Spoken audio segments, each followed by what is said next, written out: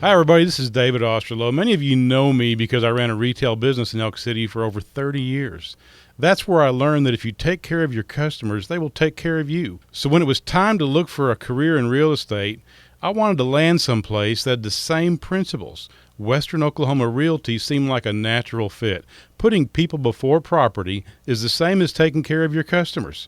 Since I've been at Western Oklahoma Realty, I've come to understand that is how they do business. People before property is not just a hashtag, it's a way of taking care of customers. When you are looking for your next home, we will find a place that your family can call home. When you are going to sell your current home, we will find a buyer that loves your place as much as you do. Western Oklahoma Realty, where putting people before property is a way of life. Come see us at 602 West 3rd Street. We are in the historic greenhouse on the hill, 1 block west of Homeland. Or you can check out our website, westernoklahomarealty.com, or even call us at 580-225-6271. If you build it, he will. It's the Skinny on Sports Podcast with Aaron Cow.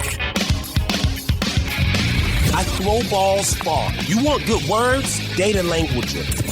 Talk real sports with a real man. Come after me! I'm a man! I'm 40!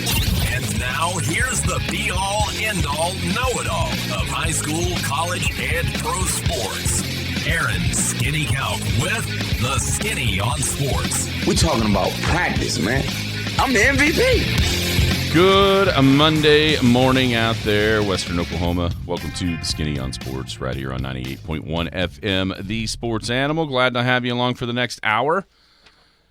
College football coaching carousel is already spinning. I wonder how many times a game has been played on a Saturday. It's the exact trivia question that came to my mind. On Sunday, both head coaches in that game were fired. That's the exact thing came to my mind. When that alert came this morning about Mississippi State. I thought, when does that ever happen? Yeah. I cannot think of a time. Oh, no. I'm sure it might have happened where it's just two terrible teams playing at the end.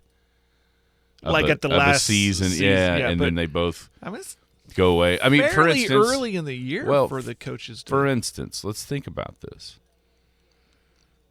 Is it possible? I mean, but not the very next day. I don't know if it happened the very next day, but like with Mississippi State, Leach and Kiffin, they didn't come the exact same year. Leach was already there, wasn't he? Or Kiffin?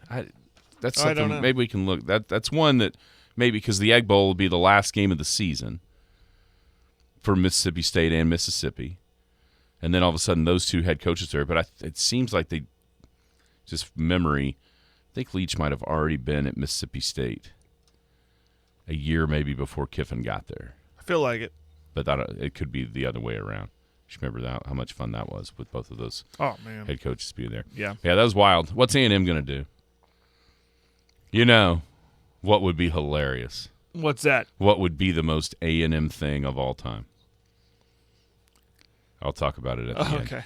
Okay. College football this weekend, the games that were actually on the field. Oklahoma State took the rat poison. Man, they just ran into an absolute buzzsaw. And all week long on these airwaves, this show or the ones after us, the question was, why? Why? How? Why is that line so small? And we saw why, unfortunately, on Saturday. OU bounced back. A lot of hand-wringing about why that offense hasn't looked like that all year. Who knows? Probably has a little bit of something to do with not committing penalties. Big 12 title game race down the stretch. It's a little bit clearer, but still pretty murky. I did see a nice website that the voice of the Sooners, Toby Rowland, tweeted out that makes it easy to kind of decipher. So it's almost like the trade machine.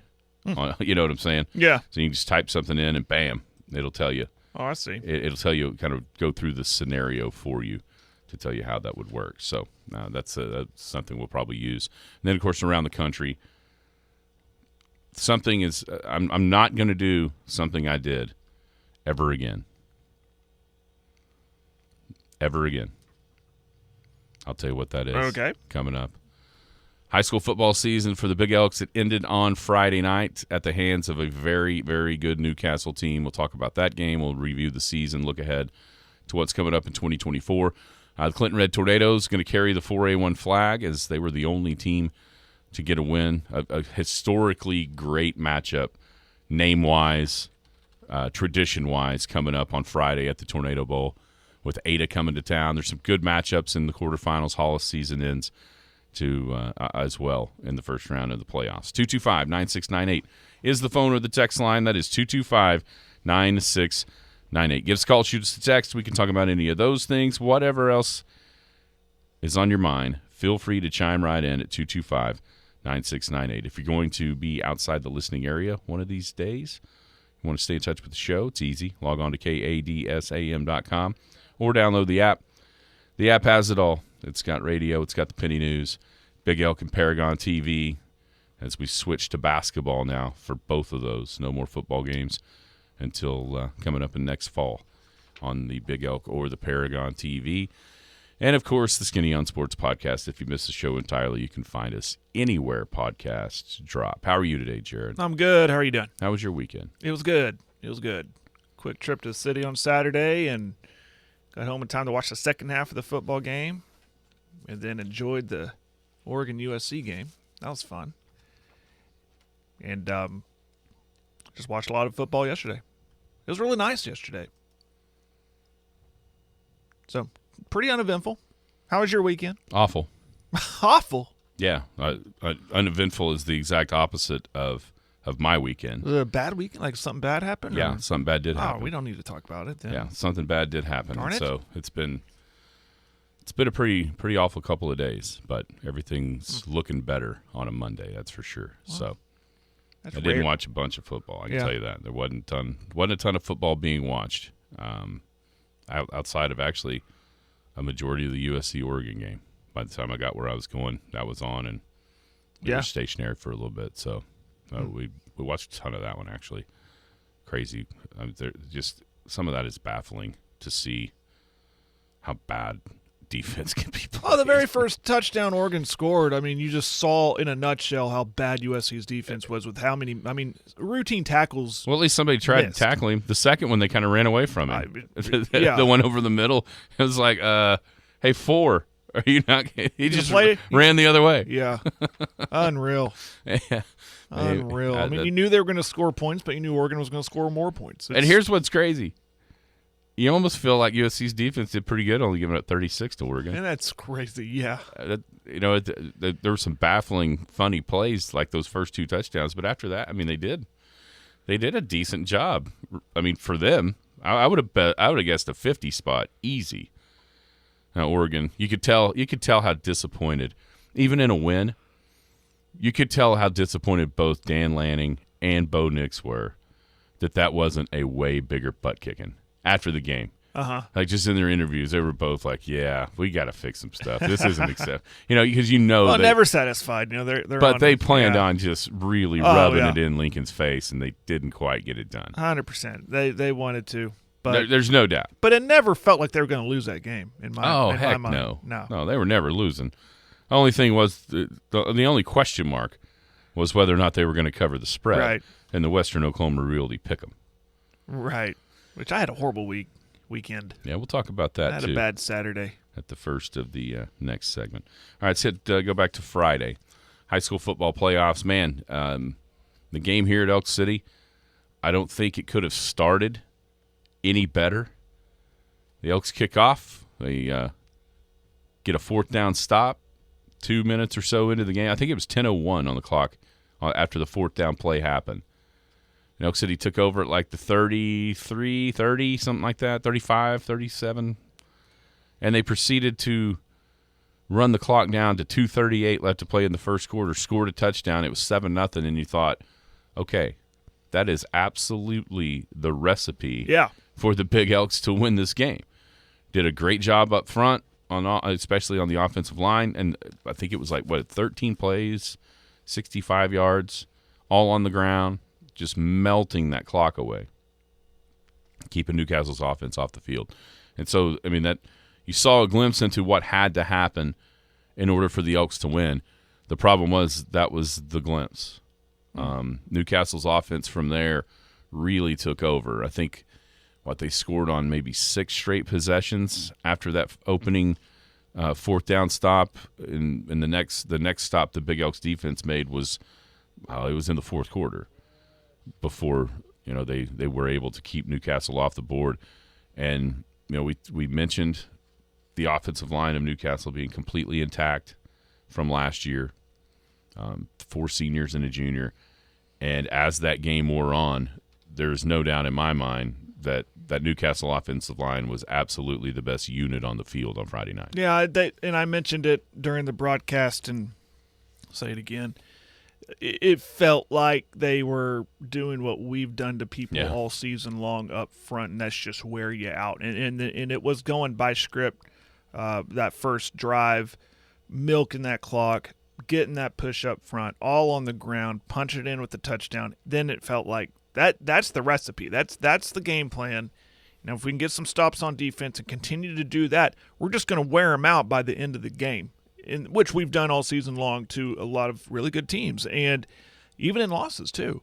And it just listen, Newcastle, they returned so much. They had a great offensive line there that was doing what I just said. You got to tip your cap off to them. And their offense was potent, just fast and furious and very Canadian Texas-like. Maybe not as lightning fast as Canadian had been, but man, you hardly had time to finish describing the play before they were already taking the next snap. And that's how fast it was, and it kept the Big Elks on their heels. But man, great season for the Big Elks. Again, saying it on Friday night, there's a standard now of always making the playoffs. There's that is the standard here in Elk City, and I don't expect that to go away because there's a lot of great players coming back. Kudos to the seniors on helping to continue that standard too. They'd had a great season this year. Unfortunately, fell short in the first round, but I mean, hey, you finished second in the district and got to host a playoff game. That's something to be very, very proud of.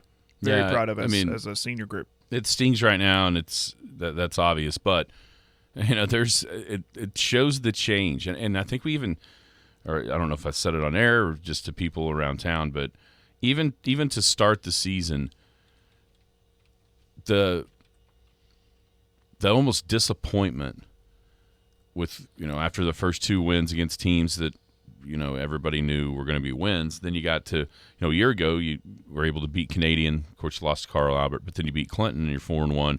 And like the disappointment of being 2-3 this season, it was kind of showed to me, okay, the expectations of what Elk City football is becoming, or what it is right now, and maybe even into the future, are completely different than they've ever been in a lot of ways. And I say ever been because, they're obviously the group back that won the title, but no offense to those guys after, but you kind of had, you knew what was coming. Mm-hmm. And that was going to be a dip down. Now, you lose 18 seniors off of the first semifinal team. And you don't know what to expect, but you don't really expect, a fall off the cliff. And then after a year ago, you lose 18 more on another semifinal trip. And you don't really know what to expect, but you don't you know you're going to make the playoffs. Yeah. Right? And then the question is, okay, how much better can the team get to make how deep a playoff run? And there's a bunch of times throughout the years in this town where a second place finish in the district and just making the playoffs would have been cause for a celebration and a parade. And I think the disappointment that's being felt over the last few days about this team losing in the first round just shows how far it's come. And like you said, the standard that is starting to be set with stacking classes, stacking seasons, and it doesn't. And Coach Maynard said this at one point this year with us. It's not a Big Elk football isn't just about waiting on that group and that grade to finally get here. It's about winning each and every year and just trying to, just keep building. And so that's, to me, that's a testament to what Coach Meadows started and what Coach Maynard's obviously continuing on. And the kids, too, that's an obvious answer or a statement, too, that they've bought in. When you go up there on a July morning and there's 70 or 80 kids in the weight room in the high school, and there's just that many in the middle school, that it's starting to mean something to them to not just be waiting on one group of kids. Yeah. When I say them, I mean the kids. Not just waiting on this group or that group for their own group to kind of make a statement and make a mark on the program when they leave. And there's no doubt the seniors didn't lose very many games in their entire career. No, it's one of the few senior classes that can say they hosted playoff games in back-to-back years. There's lots of really good. There's no doubt about it. And this team, quite honestly, outside of maybe the exception of the Clinton game, but over there, it seems like that game goes that way. But I think we can say Elk City beat the teams they were better than, but they didn't beat anybody they weren't. Makes sense. Mm-hmm. They kind of won the games you thought they would, and they lost the games that you thought they would. And I think there's something to be said about beating everybody that you're supposed to beat, because how many times do we see on a Friday night or a Saturday or a Sunday going, what? Yeah. What just happened? How did in the world did that team beat that team? And you never had that feeling at all walking out of the stadium. You just kind of went, that team was better than us tonight. Right. And that was certainly the case on Friday. Yeah. And so Newcastle moves on to the semifinals. Staying with the Elks, though, I think there is a lot of promise. As much as losing those seniors is going to hurt, when you look down the roster, there is a whole bunch coming back. Yes. Yeah. Outside of the offensive line. And with 3 of those guys graduating the entirety of the left side, there's going to have to be people step up. There's going to have to be people get stronger and bigger and all that. But I think that will be kind of the key to next season, is the growth of guys on the line, because everybody skill-wise is back. And there's a lot of guys that'll still – that this year we were kind of sifting through early on who's where, who's that. We guys that we'd sort of seen but not really. Right. And now this next year going into game 1, we're going to have a lot better idea of who's where, because we've actually got to see him play for a whole year. Yeah, it's going to be a lot of familiarity there outside of the line play. And, good programs don't rebuild. Good programs reload. And you mentioned the buy-in. You're seeing all those kids. So I don't doubt there's depth there that will reload on that line. And it could be a pretty fun season next year. And there was a bunch of guys that probably played more this year because of some injury than they normally would have, which will certainly help going into next season. Having a little bit more experience than what we probably assume might be there. Mm-hmm.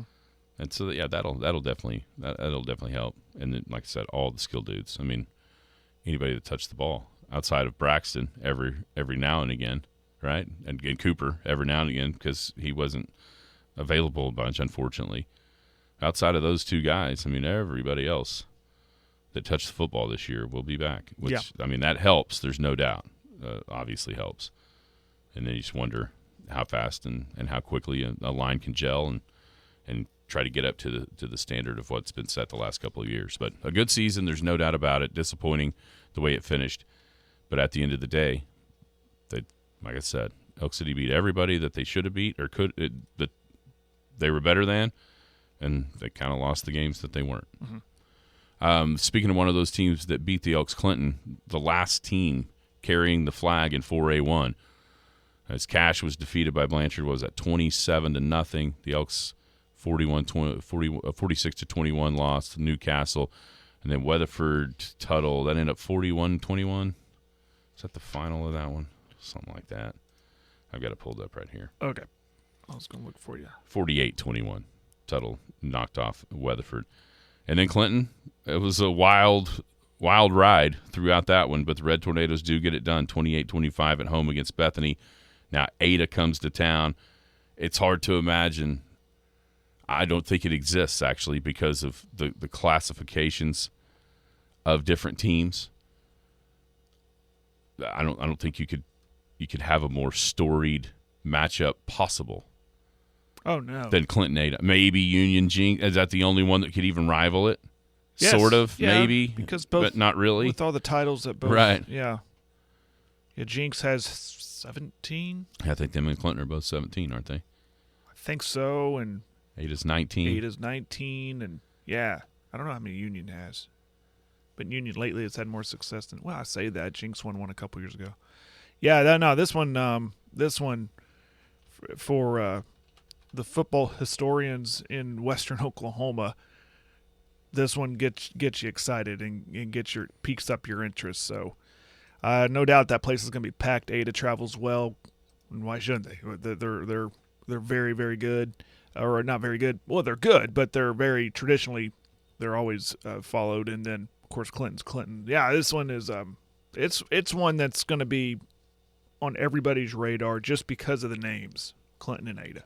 There's some good games in the 90s. They've had some since in playoffs. I'm just trying to go in my memory banks. I know one was a semifinal game after the 2010s, and one was at Ada. That was I think like an overtime game. I mean, there's some fun games that they've played. This one will be really good, I think. Yeah, so they're supposed to play in 2020. And that game didn't happen because Ada's got COVID. You got I was at the game. I've got it pulled up. There you go. As we speak. So it shows Clinton's won 4 in a row, obviously all in the playoffs. But only 3 of those games actually happened. The semifinal game you're talking about, 2012, a 40-22 win for Clinton over Ada. It then led, to a title against – they beat Anadarko, or was it Sallisaw they beat in the finals, 2012? Who, Clinton? Yeah. Anadarko, wasn't it? That's what I thought. So you've got those. Then you mentioned the 90s. Ada won most of those games. They played 3 years in a row in the finals.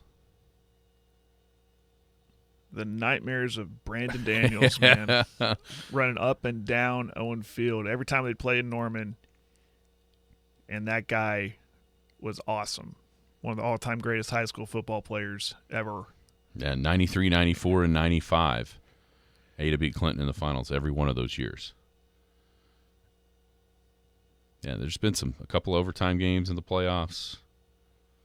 There's been some good stuff. Good stuff. There's no doubt about it. And you just when you think of high school football in Oklahoma, you hear Clinton, you hear Ada.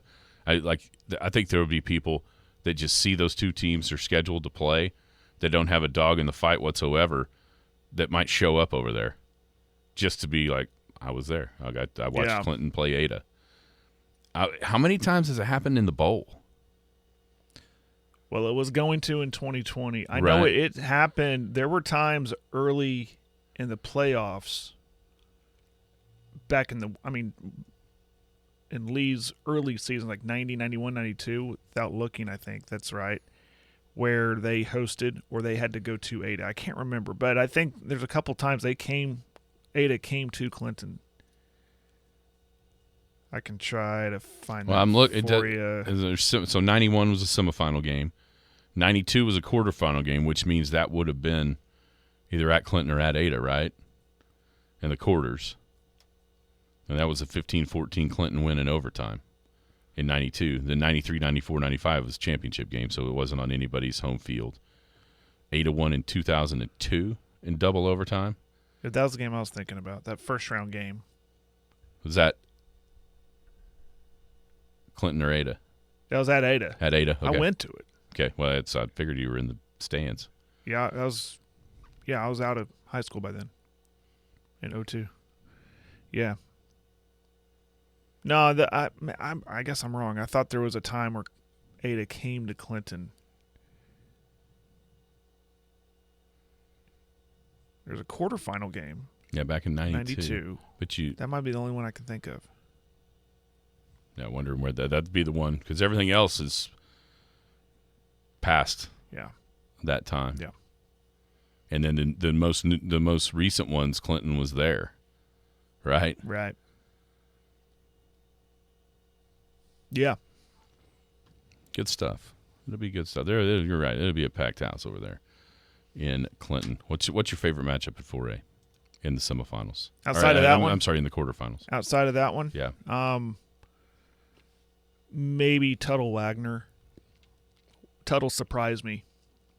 I didn't even go and look at that film, but Tuttle surprised me. So maybe Tuttle Wagner outside of the Clinton Ada game. How about you? I want to see what Newcastle can do at Poto. I was really impressed with those guys. It's intriguing. Really impressed with their physicality. A lot of times you spread it out. You got 4 or 5 wides.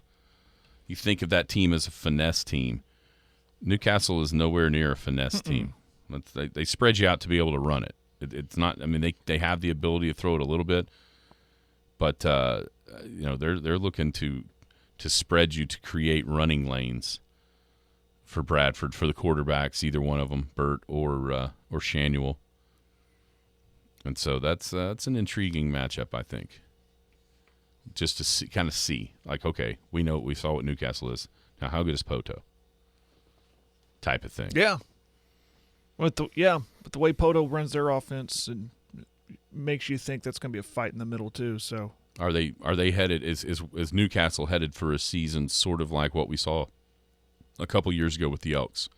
Go on the road to defeat a number 2 team in a district, then go on the road, long drive, to play a district champ, with your district champ possibly waiting in the semifinal. I mean, it's reminiscent of that year 2 years ago with Elk City and Clinton meeting it.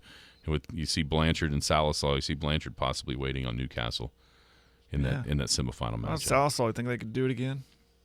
I can't believe they did it the first time. I can't believe they did it the first time either. They were a team that was beating Cushing. They were probably 5 or 6-0, maybe in the early, or maybe in 1, 5 or 6-1, and then fell off a little bit, clear to the bottom of District 4. No, the third place in District 4. Yeah, they're third. And so, they're probably thinking the same thing. We go on the road, beat Cushing, we could upset Blanchard and maybe get to play Poto again. Yeah. There's some good ones, though. I think all of them. That'd be if there is one that may not be as competitive, you'd think it would be that one. But I think you could also make the case that Salisaw might have had the best win in the first round. I'm going to look up a possible trivia question. So, Hollis' season ended at Oklahoma Bible Academy. The Tigers making the playoffs again in Class B, but had to go up to Enid to play OBA, the team that's been in the top 5 or so all season long. And OBA wins 50-0, so Hollis' season ends in the first round as well. All right, as you're looking up, trivia question. Okay, I'm going to ask it. I think I have the answer, but I'm going to look it up. When's the last time Salisaw's made a semifinal? Okay. Might be 20-plus years. That's the hint. I was going to say the last time Clinton beat him in the finals. Right, which would have been my senior year. It's been a while. We'll be back. We were sitting around the office one day and tried to explain what Western Oklahoma Realty was. If you had to put it in a dictionary, what would you get? What kind of definition you would get? I think I said what about, were people before property? People before property means to me that you care about the person more than you care about what they're buying, in that you want them to get the best thing for their circumstances, the best home, the best investment. For all your real estate needs, give Western Oklahoma Realty a call at 225-6271. The Skinny on Sports. Welcome back. Skinny on Sports, 98.1 FM, the sports animal. I found the answer to Jared's trivia question. Last time Salisaw was in the semifinals, 2009. Before that, 2003. And then those back-to-back title game appearances in 2000 and 2001 against Clinton. That's been a while. Yeah, it's been a minute for them. Been a while. Let's take a look at the Western Oklahoma Realty College Pick'em standings. Tightening. It's tightening at the top. Big Papi still out in front. An even 5-5 this week. 1 game advantage over Farmer Mark and Traber. Then we got some others nipping at the heels. I thought I saw you. Where are you? There you are, 60-50. You had a 4-6 this week. But there's still, 3 weeks left? 2 regular season and then the conference title games. Anybody down there with you or so rip off about 18 out of 20, they'll go flying up the leaderboard and putting themselves in a position that conference championship Saturday to take home the prize, the Western Oklahoma Realty College Pick'em prize. Down at the bottom, our man Paul Gunkel has just dominated. He has held the lead almost from the first week, and he still does lead at 44-66. Got some people close, like the one right below him, Will. Is that Will? You know the Will we know? Is it? Missed 1 week. Now you don't know how many of the won. Obviously a 0 there, forgot 2 weeks ago. It'd have been in the running. Matt would have been in the running. But yeah, you got Paulie, 44-66. Who's even close? 47. 47-63. That's 110, isn't it? Yeah. So 3-game lead for Paul. Got to feel pretty good about it if you're him, right? I'd say so. Because then it goes clear to 52-58. No, 51-59. There's some 51s and 59s. He's got a pretty sizable. There's a 50-60. So yeah, he's got a pretty sizable lead. 3 over second. And then all the way to 50. So 6 over third. It's going to be hard to pick that bad for some of these to catch him. And, of course, you can't just take an O because that eliminates you. That was brilliant by us, saying they had to pick every game. Because right now you just wouldn't pick anymore. And you just give up. Paul might get 7 in a row or 7 in 3 weeks, and you'll fly past him. So, good stuff. Western Oklahoma Realty College Pick'em. Tyler Harrison, Robbie Allen, all the gang at Western Oklahoma Realty. People before property is their motto. Give them a call. It's 225-6271. All right, Jared. Did Oklahoma State take the rat poison, or did UCF just play a phenomenal game? Man, sometimes when it just rains, it pours. And even when Central Florida went up 14-0, admittedly, I was just following on my phone. I was in the gym. I wasn't able to watch, but I just thought, wow, I'm going to see a 7 here. I mean, they're going to score, and it's going to be fine. And then that just score kept getting bigger and bigger. And when I was able to turn it on, it was right at the start of the third quarter or just a little after, and Oklahoma State went and kicked a field goal. Then they got a turnover, and I thought they were going to claw their way back out of this and pull a rabbit out of the hat. They just couldn't get going. But I think we all knew they call it the bounce house. It's crazy there at Central Florida. It can get crazy, and maybe something to do with the weather kind of messed with it because it was raining on and off again. Maybe it messed with the rhythm offensively and what they wanted to call and what they wanted to do.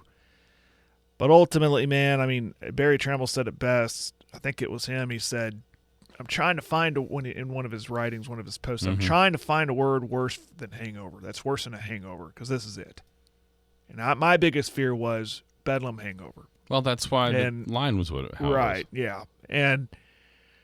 But I don't think that can be an excuse. I think and I heard a stat when I was able to turn it on where it said Gordon only had, and this was in the third quarter, 8 carries for very little yards. and I thought, what's going on there? Should he have had more at that point? Is that working your horse too much? If he did, is it just not working for him? Did Central Florida find a way to bottle him up and force Alan Bowman's hand? And then by doing that, I mean, he throws 3 interceptions. So if the running game doesn't work, it just and then if Bowman can't step up, then it seems pretty detrimental at that point. This is the first time since the Iowa State game that Oklahoma State didn't dictate the flow of the game. It was 14-0 as soon as you could kind of look up. And at that point, the running game isn't taken away from you.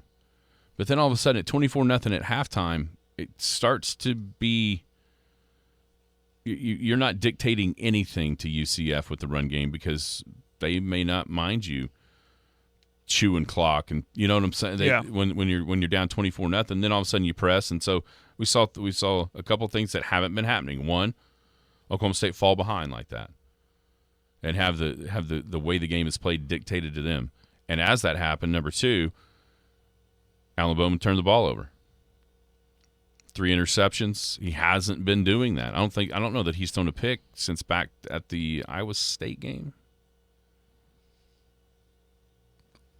I'd have to go back and look. Yeah, I mean, it hadn't been very many. He's played really good. He's played really well, and he's protected the ball. Yeah. More than anything, he really protected the ball in this winning streak, and then that didn't happen. You know, you could look at the matchups. I mean, this even happened when Oklahoma played UCF, when people were kind of thinking UCF was a live underdog to win the game or for sure cover the point spread. You know, if you look at like Pro Football Focus, UCF secondary is about the best one in the conference.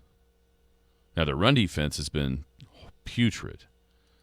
But the way the game went, because UCF jumped out on top, then the strength of Oklahoma State versus the weakness of UCF was completely mitigated because Oklahoma State didn't have time to run it. You know, and then a downpour. It was just a lot of things. But at the end of the day, it was just a butt kicking.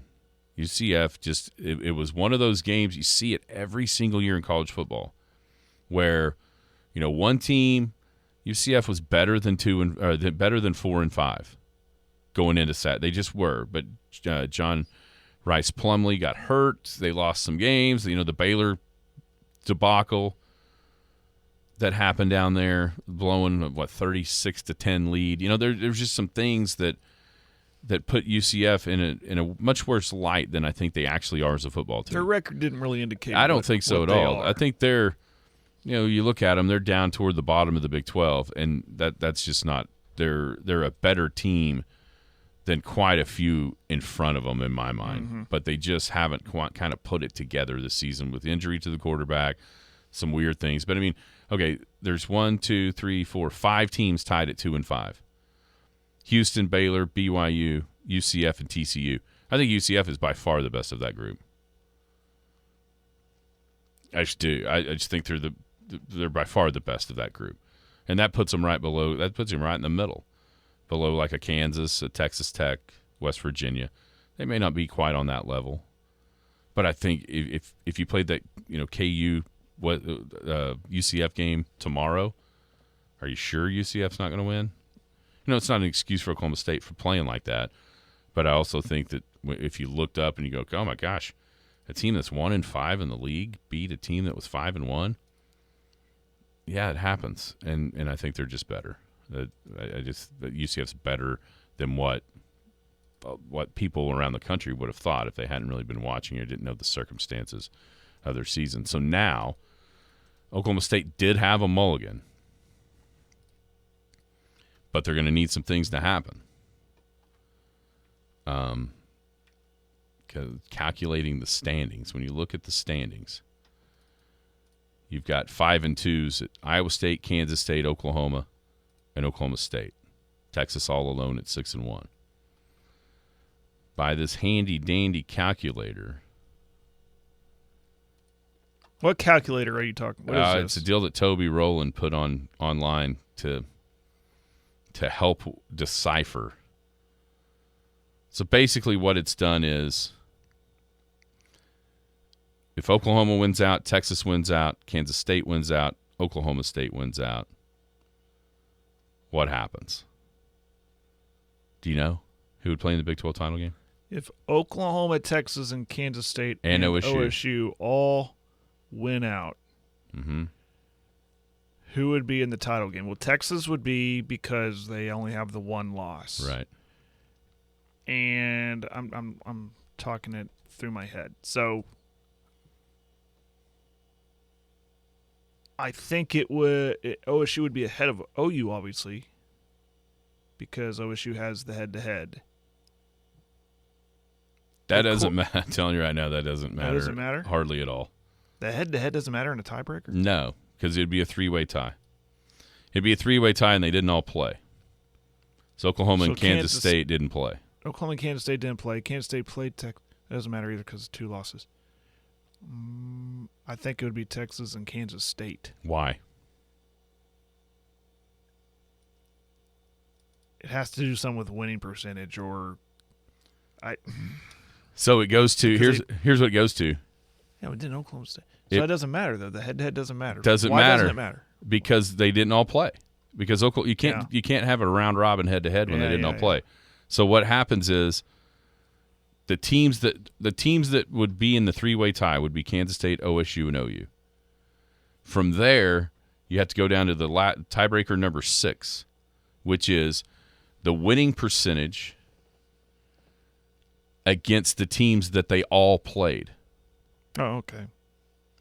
So in this scenario, they all would have played Kansas State. They all would have played Kansas, and they all would have played Iowa State. Oh, okay.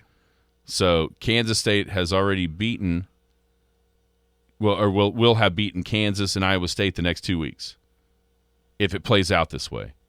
So they'd be 2-0 against those two teams. OSU beat Kansas, lost to Iowa State. OU did the inverse. And so Kansas State would be the answer because of that tie break. It's pretty wild, isn't it? Interesting. And then from there, you break the tie. Then it goes to head-to-head, which OSU would have over OU. So it would end up being Texas 1, Kansas State 2, OSU 3, OU 4, if those teams went out.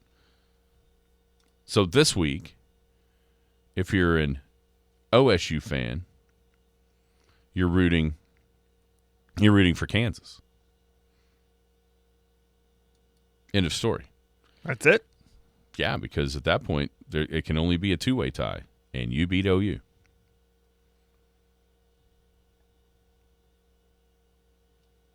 That's all and then it'd be OSU and Texas.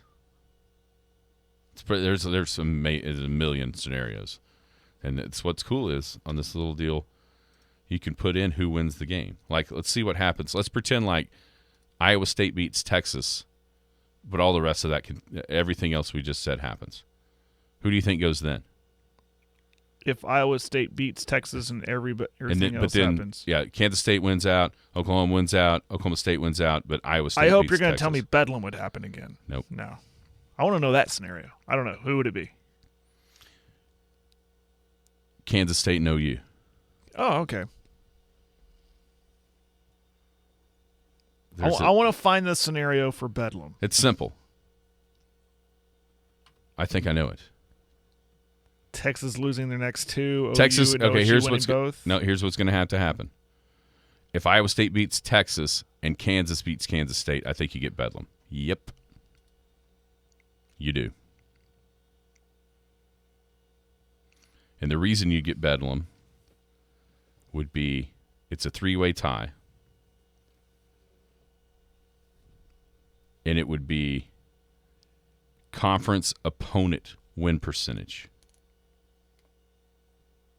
I've clicked my way to this website. Have you found it? I'm going to save it. So OU's conference opponent win percentage would be 500. Texas and OSU would actually tie exactly, which is that's unbelievable. But from there, then you do that common opponent thing. Mm-hmm. And whatever the common opponents that OSU and Texas have, since they didn't play, OSU would have gone 5-1 against them. Texas would have gone 4-2, which Oklahoma would be one of those. Iowa State would be one of those. There's Texas's 2 losses. If it were to happen Saturday, it'd be Oklahoma and Iowa State. Whereas OSU beat OU but lost to. That's their one loss. I mean, it's hard to anyway. It's a good thing there's a website. You can just click the games you want to know the outcome to, and then it's handy. If you had to figure this out on your own, it'd be pretty impossible. Oklahoma, Saturday night, dominant in the win over West Virginia. I'm sure there's a ton of people screaming, where was this offense in the last two games? Why didn't this output happen? Why didn't the play calling go like this? I think it's pretty simple, to be quite honest with you. There was two things that were missing on Saturday that were involved in the last two games. And it was turnovers and penalties. I'll add to that execution, too. Well, I mean, if you execute, you don't turn it over and you don't have penalties. Yeah. But, I mean, just those – I mean, think about the time – the turnovers that Oklahoma had in the losses to Kansas and the loss to OSU.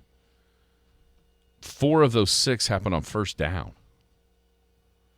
That's just silliness, Mm-hmm. Here we're gonna start getting questions.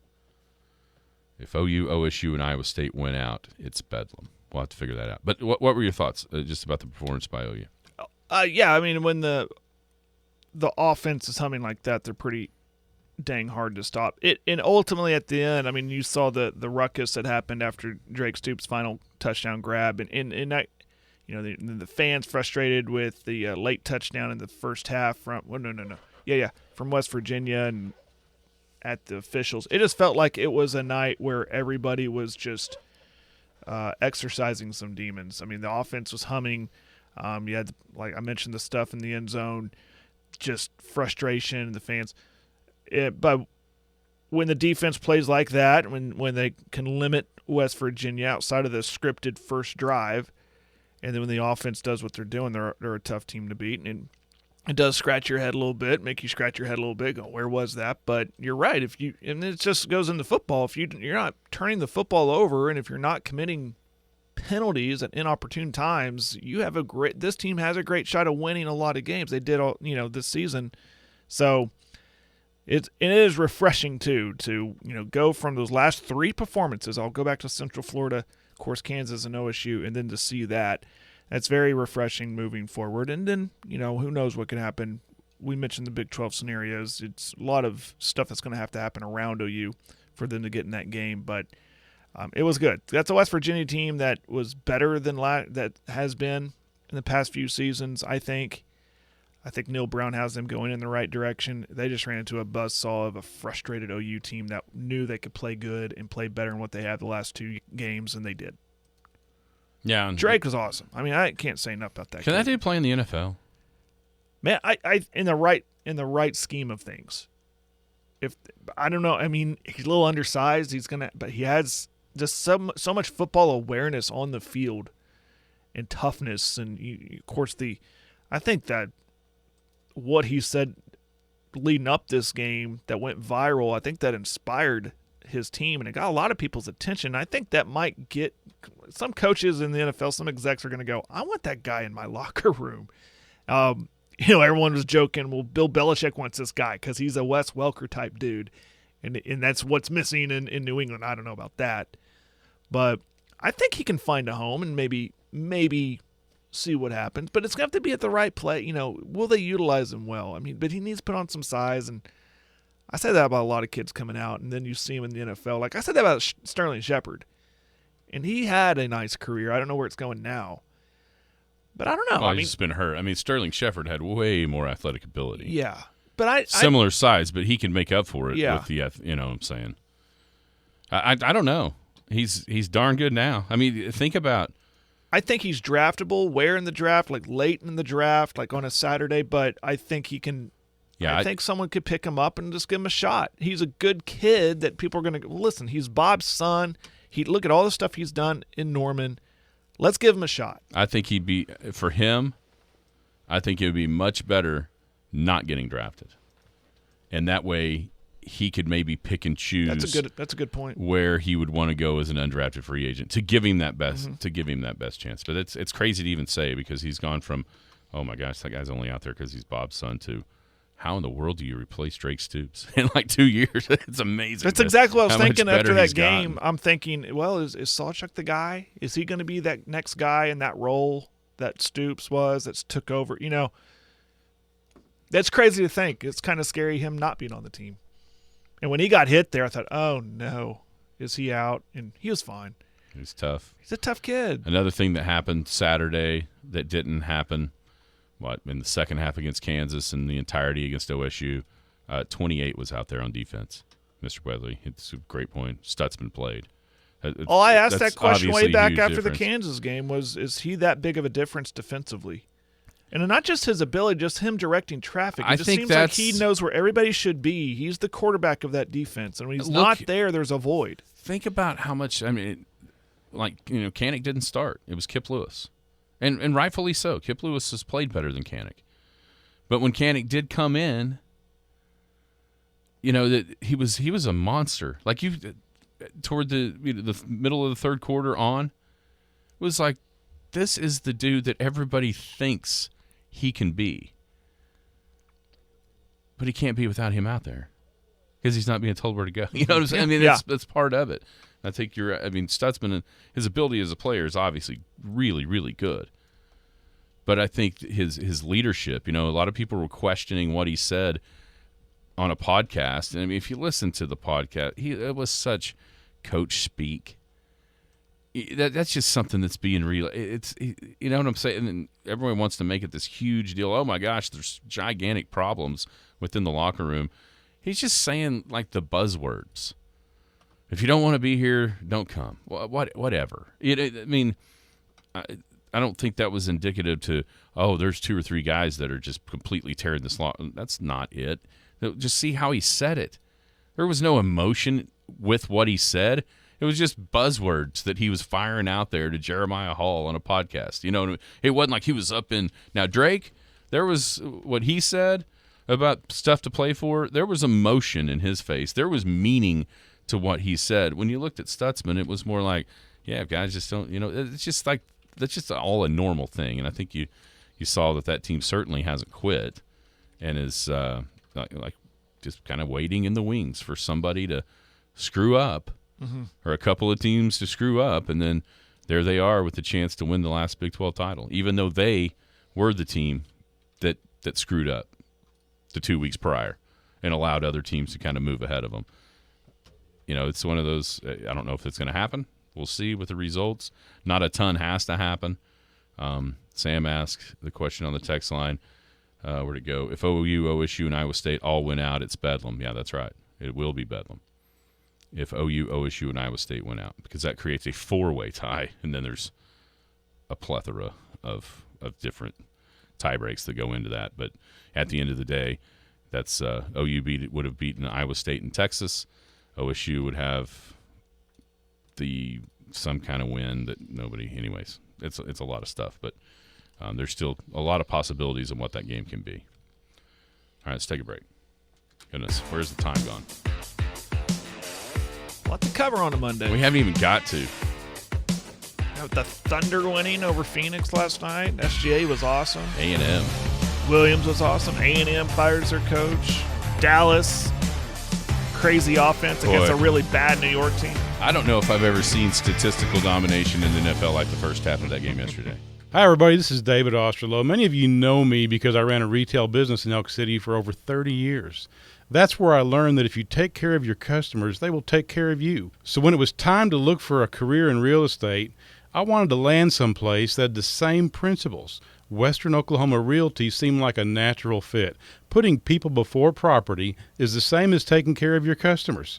Since I've been at Western Oklahoma Realty, I've come to understand that is how they do business. People before property is not just a hashtag, it's a way of taking care of customers. When you are looking for your next home, we will find a place that your family can call home. When you are going to sell your current home, we will find a buyer that loves your place as much as you do. Western Oklahoma Realty, where putting people before property is a way of life. Come see us at 602 West 3rd Street. We are in the historic greenhouse on the hill, 1 block west of Homeland. Or you can check out our website, westernoklahomarealty.com, or even call us at 580-225-6271. The The Skinny on Sports. No. Welcome back. Skinny on Sports, 98.1 FM, the Sports Animal, wrapping up a Monday here on the show with Jimbo Fisher. How surprised were you when you started hearing that news yesterday that A&M was firing Jimbo Fisher? No, I actually had that thought in my head even after they beat Mississippi State. Saw where their record was, and I thought, they got that idea that they are a blue blood that should be up there with the Alabamas and Georgias of the world in the SEC anyways. And I kind of had a feeling that coming. And allegedly, he was already fired before that game. I guess they decided that on Thursday night on a Board of Regents meeting, or at a Board of Regents meeting. I wonder if he even knew that or heard rumblings of that. So, no, that's A&M for you. Now the real question is who's going to take that job where coaches go to die. Coaches' careers go to die. A&M 6-4 with Abilene Christian, an easy win, and then at LSU. So 7-5. Okay. That's what A&M is. That's exactly what A&M is, but they think that if it's not the Georgia standard or Alabama standard, then they're not doing it right. Do you remember the last time A&M won a conference title? I don't even think I was able to grow facial hair. Was it 98? Whenever they 99, 98? There's a Kansas State. 98. Did they upset? They upset Kansas State in 1998. A true one, not only made up division conference titles. No, a true conference title. Yeah, 98. 1998. Dat Wynn was on the team. Maybe. I don't know. That's just an old name. R.C. Slocum? For sure, the coach. Yeah. Sir Parker, I think was the guy that scored the winning touchdown, maybe in overtime of the Big 12 title game against Kansas State. K-State team that might have been the best in the country that year with Michael Bishop as the quarterback. Denied playing for the title and they because won. They lost to A&M. They won a conference title on an upset. They weren't the favorites. They weren't this dominant team. You have to go back to they upset them. You have to go back to the Southwest Conference before that happened. Yes, like 93 or 94, when A&M really was the best team in the Southwest Conference and won the title. Now the next question is going to be who's going to take that. Who's going to be the coach? If they were smart, they go get a guy like a coordinator somewhere. That ain't happening, and it's not going to happen. They're going to go for a splashy hire, big name hire. Who do you hope they hire? Lincoln Riley. Oh, my gosh. He would be number 2 on my list because he might actually have some success. You know, I think who would help him if they gave him time because he's such a guy that a team rallies around is Orgeron. Oh, my gosh. I think he could recruit in that area, though. Think about it. You get him, you get the Louisiana guys. I think he can get those guys. Those might even be better than what I was thinking. Who do you think? Oh, who I want him to hire? Yeah. It's not even close. Dion. Oh, not even close. I've seen that. Give me the train wreck that Dion would be at A&M. Yeah. Yeah. Would they hire? Would they call Kiffin? Oh, I think they absolutely will call Kiffin. Kiffin, I think they give a call to Mike. Here's the deal. I think they shoot higher than Mike Elko, which he was down there as a coordinator, then he's a coach at Duke and done a pretty good job at Duke, obviously. Yeah, it's not big enough splash of a name. Well, but I think he's the guy I think they would hire that would take it. Mm-hmm. I wouldn't if I was them. I wouldn't discount Lance Leipold at Kansas. That's a good one. But I think they go high. They're looking way higher. They're than that. They're not smart enough to hire a good coach. They're looking way higher than that. They're looking at Lane, Dion, Riley. Who I mean, they're I guarantee you on the A&M message boards right now. I have not looked, but I would be shocked. You know, a name that's going to be going that all of a sudden is in town looking at real estate. Urban Meyer. Yeah. Guarantee you Urban Meyer's name is being brought up. Yep. Or like Dabo. I about said Dabo. Dabo, since Dabo's Clemson struggling a bit. You're going to see all those kinds of names. Yeah. You know who they should hire? And there's zero chance they will. Who's that? Jeff Traylor. You know who that is? Is he the Washington offensive coordinator? UTSA, head coach at UTSA. Oh, okay. He was a high school football coach in Texas, moved up through the ranks, and now is a head coach at UTSA, doing a good job with the Roadrunners. Yeah. That is a hire that would make sense. and which means I know Jim has said a lot that he's high on the UW offensive coordinator. That's a hire that he needs. See, they're thinking they can hire the head coach. Right. I mean, I've seen Dan Lanning's name. Dan Lanning ain't leaving Oregon for A&M, I don't think. Nah. Oh, man, Lincoln Riley would be awesome. I thought about that one, too. I'd get the biggest bucket of popcorn for that disaster flip. Yeah, but here's the deal. At least for the first couple of years, if they keep the guys, he would walk into a ready-made defense. Big if. Like, even he couldn't screw that up. Big if they keep the guys, though. You just Oh, yeah, that portal season. The memes and the GIFs and all the tweets look like a looting. That portal's going to be crazy in College Station. I don't know. I may change my mind to Urban Meyer instead of Dion. It's a close race. You've been listening to the Skinny on Sports podcast with Aaron Cow. Be sure to hit that subscribe button to get alerts of when the latest podcast is available. Thanks for listening. That ball is blistered to right. Way back. Goodbye. We were sitting around the office one day and tried to explain what Western Oklahoma Realty was. If you had to put it in a dictionary, what would you get? What kind of definition you would get? I think I said what about, we're people before property? People before property means to me that you care about the person more than you care about what they're buying, in that you want them to get the best thing for their circumstances, the best home, the best investment. For all your real estate needs, give Western Oklahoma Realty a call at 225-6271.